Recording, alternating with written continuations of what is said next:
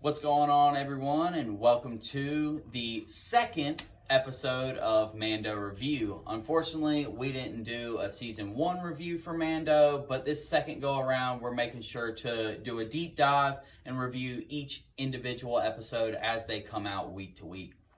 So, for the chapter, rather, not episode, that we're on this week is Chapter 10, The Passenger. So this is the one about the frog lady and, pretty much going back to the ice planet from the first episode of the first season. So this is quite interesting. We figure out a little more information. If anything, this episode was more of a lore-based episode and kind of more a filler episode. Like, very light lore and, mostly filler. But we're just going to jump right into it. So I'm going to let Matthew bring up the first point of interest with our discussion. All right. Well, yeah, that bandit scene, like, on Tatooine where, they As are, he's like, returning on speeder bike. yeah, they're, like, setting up the, like, tripwire trap to, like, mess up his speeder bike and stuff and, like, get him off the speeder. I thought, like, given the situation and the circumstances, like, those bandits did as good a job as they could have, possibly, given the situation. And also, it's up against Mando, so, like... You're already roll with disadvantage. Roll with disadvantage, indeed. But maybe make it double disadvantage, right? Jeez. Like, he said you get a disadvantage for Mando and the child because yeah, he's force sensitive. yeah.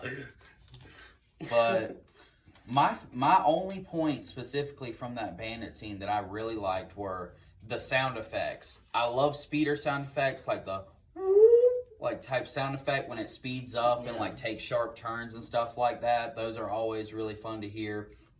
The child sound effects, I think we talked about this, off air, just like kind of between you and me and like with Dad and stuff, that it's really cool to see that they make the sound effects for the child like a human child and not like, with the exception of like the blurbs and blarbs, like every once in a while, like most human babies don't make that type of sound, but I mean, the coos and like all the cute moments, like those are all human baby sound effects. And whether it's, just something on an innate level, like it makes me, more, I don't know, it makes me more and more infatuated with the child every episode. And this episode was like probably the heaviest cuteness factor for the child overall, for me. Yeah. I can agree with that. But also, like, also in that scene, like, that whatever creature it is, I don't know, but it's like very diminutive in stature. People are saying that's like basically like the first time we've ever seen a bounty hunter or a bandit Jawa. Because, I mean, it was making those sound effects and, like...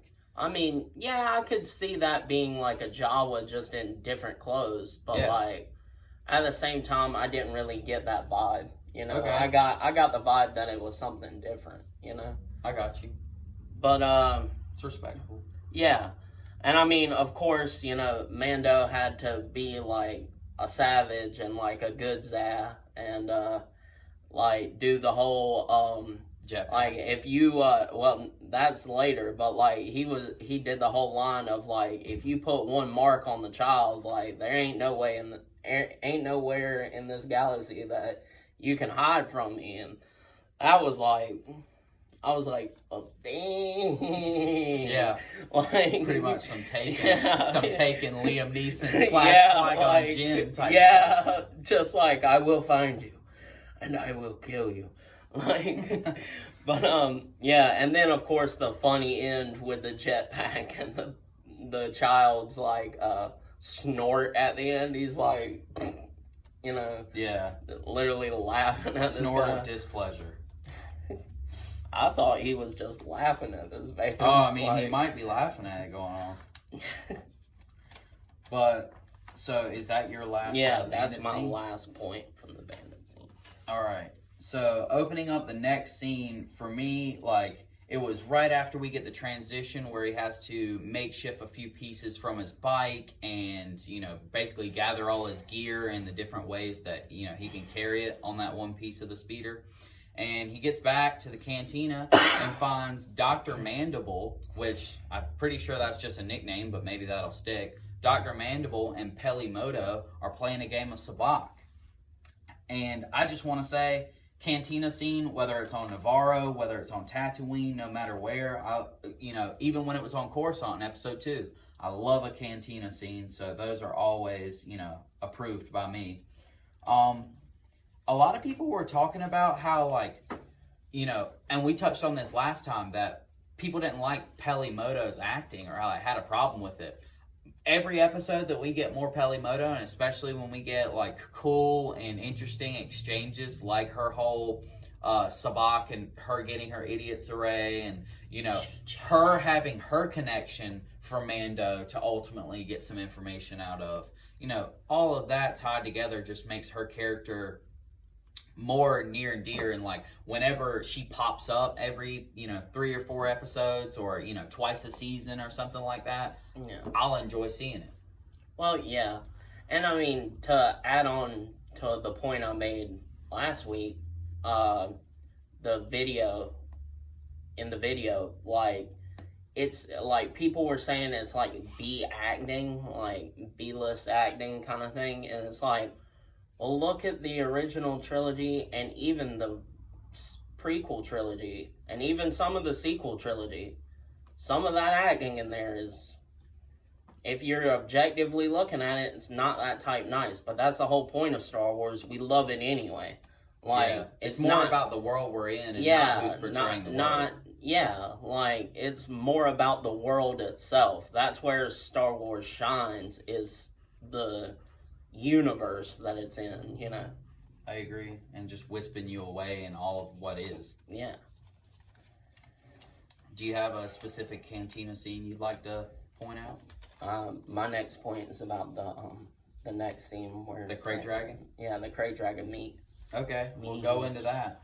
Oh, okay. Well, really the only 2 things I wanted to talk about from that scene was as they're roasting the Krayt Dragon meat with the back end of a pod racer engine, just literally cooking a giant slab of meat on that was the droid's name, Treadwell. Yeah.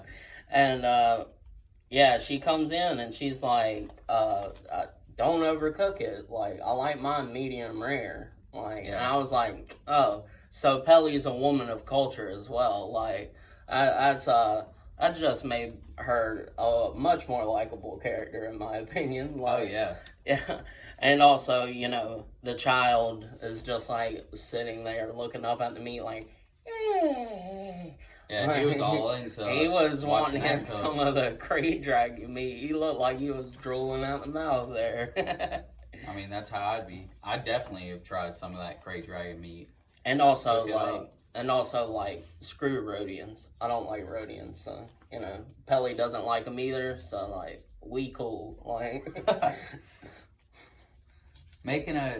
Do you have anything else in that specific scene that you'd like to talk about? Because my next transition is, I have Razor Crest M111 with 2 question marks. Because it was interesting how his ship was hailed by the X-Wings in the episode. They said, Razor Crest, M111, come in, or do you copy? Yeah. And I was just whoa, is this his call sign for his ship? Is this it's a serial number? Yeah, it's probably just how different ship names would be Phantom 70BX, is that kind of thing, is just the numbers and letters after the actual name, word name of the ship. Yeah.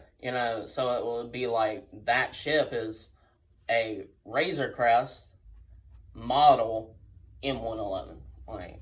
Got you.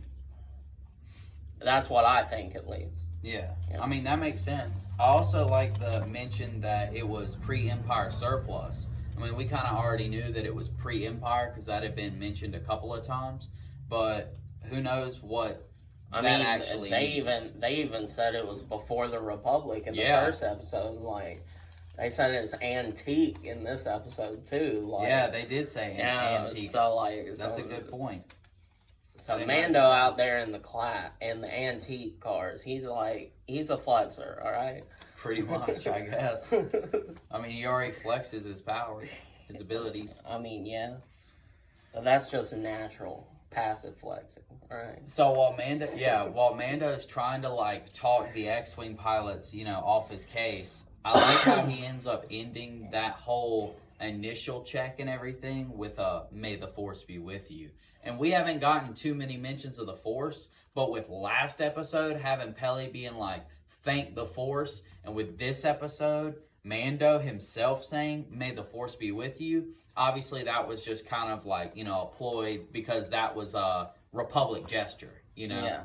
But New Republic gesture specifically. Right, yeah, New Republic gesture. But yeah, I just think it's maybe he's starting to believe a little bit more, especially like with the child and stuff. Who knows? Yeah, I mean, when you get concrete evidence of the Force, it's kind of hard to deny it, Oh yeah.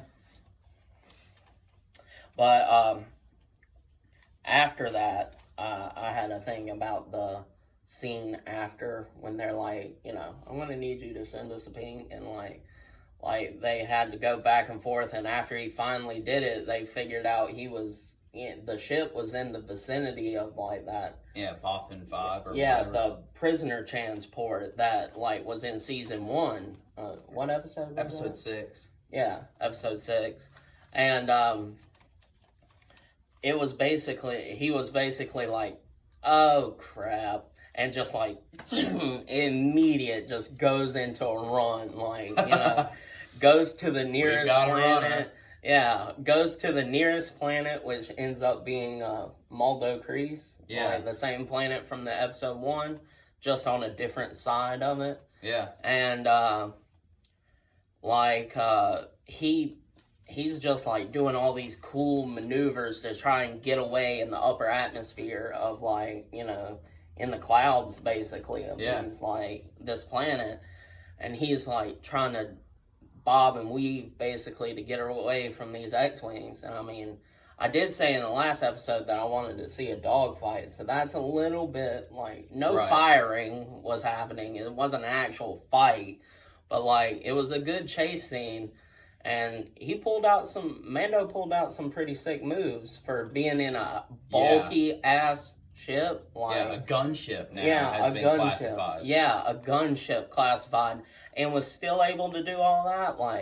The only thing that really messed him up was when he landed and skid under that alcove. Yeah. Was the floor gave way. That's the only thing that messed him up. And you can't really help that with ice. Yeah, ice will break when ice has too much weight on it. Yeah, so and after that, of course, we get another scene of the child eating more of the eggs, from the frog lady.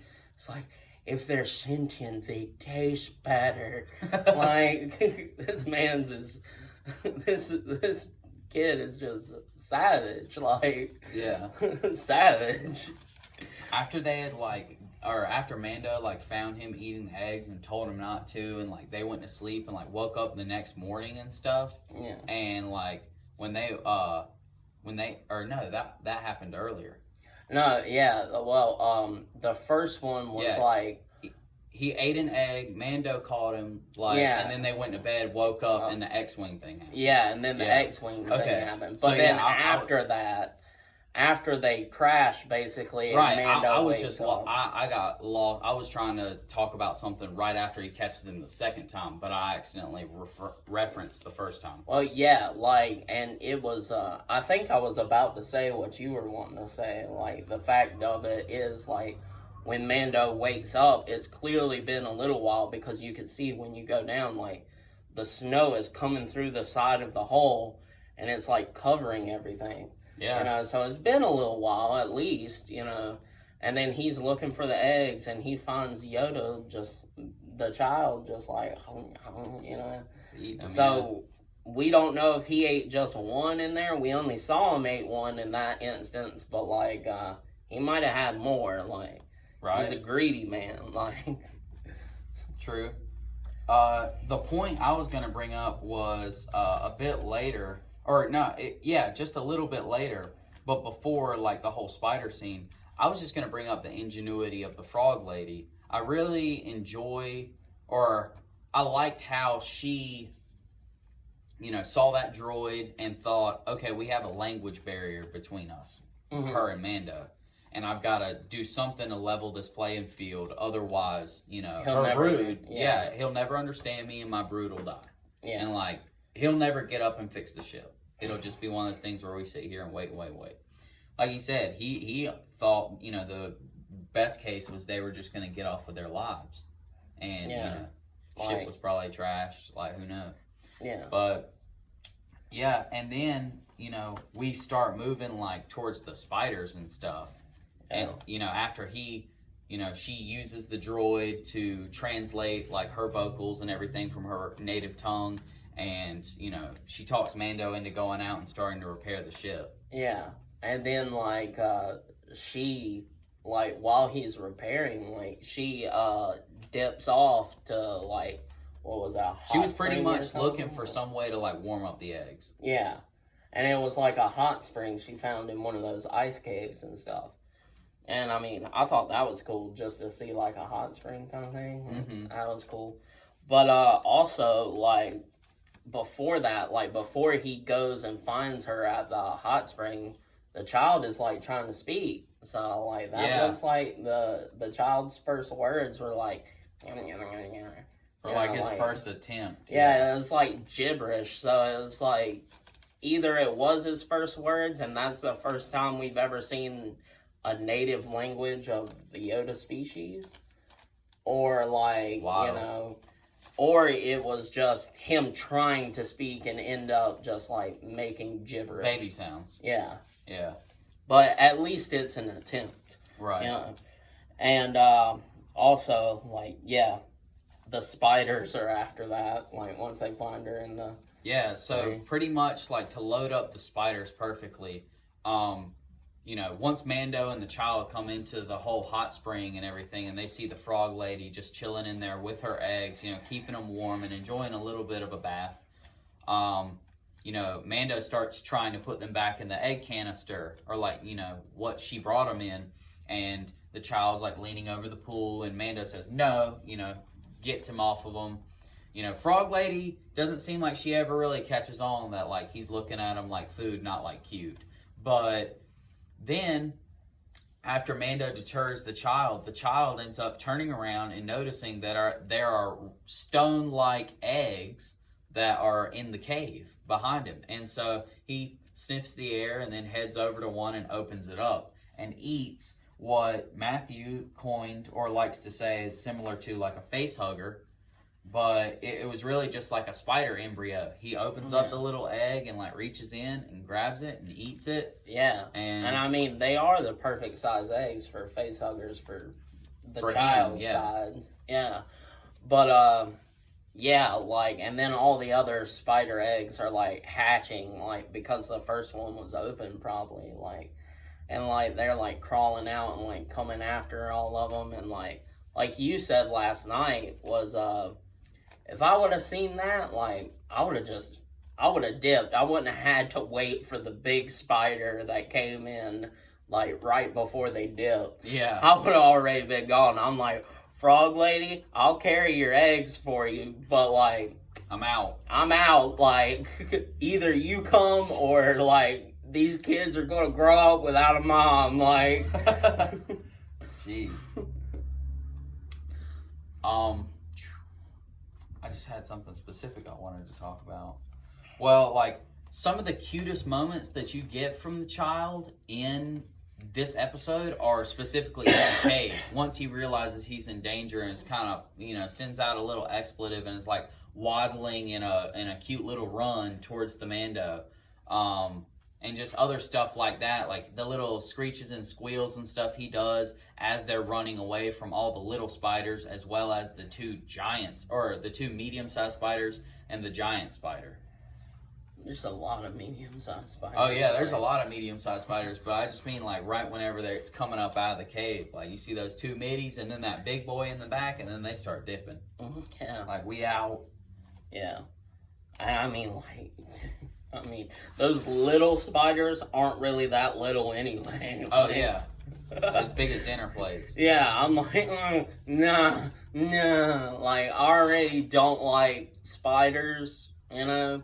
But, like, I even more don't like spiders that are carnivorous. Like, that could eat me. Like, I feel you.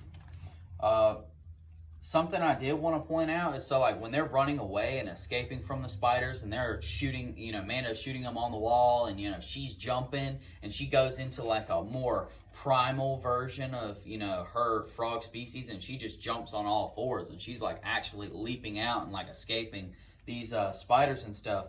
Man, like this giant spider is kind of overhead, and it's like trying to make its way out ahead of them so it can like try and impale them with its legs, in addition to just, collapse the cave kind of on them, trap them. And Mando has a really smart idea to, not ignite, but use his arm. timer. Yeah, arm his two, like, detonate, or like his bombs, and he throws one on one side and one on the other side of the cavern, and then takes another one, and pretty much, I'm guessing it was on, like, touch explosion. Yeah. Because as soon as he threw it up and it made contact with like the ceiling, it exploded, detonating the other two and just dropping everything in. And that giant spider dropped in, and a lot of stuff got thrown up next to it, and it got bashed in. And I wanted to point out that because you see another giant spider later, Mando actually kills the first one that you see in the cave, with those bombs and those detonations. Yeah, like, we paused that last night while we were watching it. Like, we paused that and, like, looked at the face of the first one was kind of messed up on its right side, but our left side, like, its, like, eye was, like, dried up and stuff from the heat of the explosion and all that mess. And the other one that drops down on the ship later when they're trying to take off in an emergency, that one didn't really have that same, like, mess up on its face. Yeah, it wasn't obscured. It was perfectly fine. We assume they were probably the mother and father of all of these, like, mini baby spiders. Yeah, the baby spiders.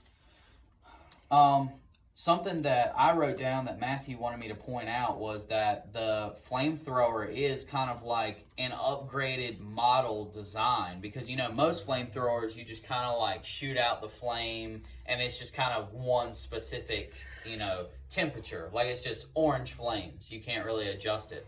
Well, in this we see Mando put up his flamethrower and kind of charge it, and it goes from that typical orange into like a blue, into like almost kind of like a purplish towards the tip, and then it cuts away and we hear flamethrower sound effects. You see a lot bigger like fireball. Oh yeah. It's definitely like he can charge his flamethrower, but obviously that probably expends the fuel. Oh yeah, a lot quicker.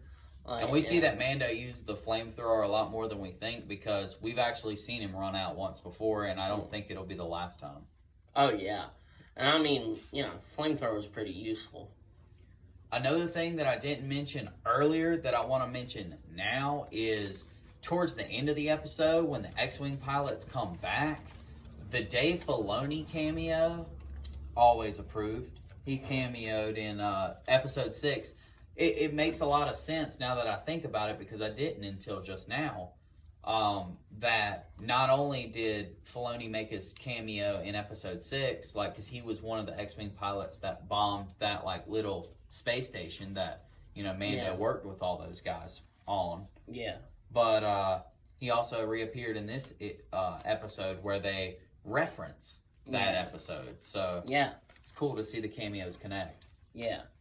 And I mean, like, that whole thing with the New Republic people, like, they show up at the end, and kind of like shoot the big spider with their like turbo lasers from their, or their from the X-Wing. Yeah, from the X-Wing, or it's probably not turbo lasers now that I think about it. Well, either way, just with the blaster cannons. Yeah, laser the laser cannons, yeah, on their X-Wing. And then, like, they're using their regular rifles, blaster rifles, to pick off all the medium and smaller ones. And that whole interaction with them were like, there's a warrant out for your arrest. But, like, security, tapes were like, seen as you've apprehended, 3 previous suspects or whatever. Wanted, like, people who were also wanted, right. like, and also, like, you put your life in harm's way to save a correctional officer that was on board the ship. Right. Like, they were like, he was like, am I under arrest? Like, Mando was like, am I under arrest? And he's like, technically you should be, but these are trying times. Like, and then Mando tries to get the help from him, and he was like, well, how about I forgo the bounties on those criminals, and you help me fuse my hull back together.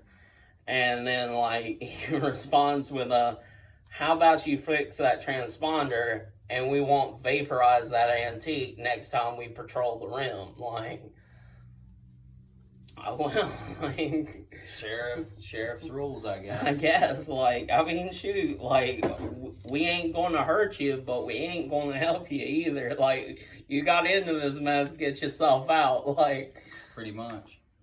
All in all, it ends up being a pretty awesome episode, but it was more filler type. It was pretty much just a passage, arachnophobic episode just to get us to the water world, or that moon, that estuary moon of Trask, from the system, or no, it's from the planet. It was one of the moons on the planet Cole Ivan, was the name of it. Yeah, the gas giant Cole Ivan. Yeah, and so, like, basically when we get to this estuary moon of Trask, we're going to end up seeing this week, Well, as of today, it's Wednesday morning, so as of 2 days from now, we will be seeing the hooded woman in black. And I can't wait to see who she is, because I'm so ready for all these people who think she's Sabine to just let those be put at rest. It's not Sabine. Of course not. Why would she be wearing, like, Jedi robes? I mean, I don't think they're Jedi robes. Well, like, they're black. But Luke had dark robes, too. So. I mean, Luke had dark robes and Anakin had dark robes, but shoot, that's about as rare as you see it, and who's going to get special treatment other than a Skywalker? Well, I mean, like, also, there are no Jedi at this point. So, like, technically, like, it could be a Jedi just wearing whatever they want, or it could be, like, an Inquisitor. Or it couldn't be, it could just be... that was my like, theory, was that it was an Inquisitor. Could just be, like, some person that's, like, not even Force sensitive, but, like, just sitting there watching Mando. Like, they're gathering intelligence. Could just be another bounty hunter that's all looking for the child. Yeah, or... We've seen those run-ins. Yeah. I mean, it seemed to be like that's what the bandits were after at the beginning of this episode. Yeah. Because one of them said, like, grab the child. Like, oh, yeah. Yeah. Well, ladies and gentlemen, our final ratings, what would you say your final rating on this episode was? If I gave last week's episode an 8.5, and that had all the crate dragon stuff and Cobb Vanth and all that, this one for me is a 7. I'd have to say a 6.5, only because there wasn't really that much plot progression. Right. Like, yeah, it was kind of a fillery type episode and a little bit of lore here and there, which I always love. That's why it's not like a 5. Like, yeah. So I'd definitely say a 6.5 is where I'm going to put it. Okay. Well, ladies and gentlemen, we enjoyed doing our second Season 2 review for The Mandalorian. And, as always, we love doing this. We'll be back with some more nerd content soon. And until next week, later.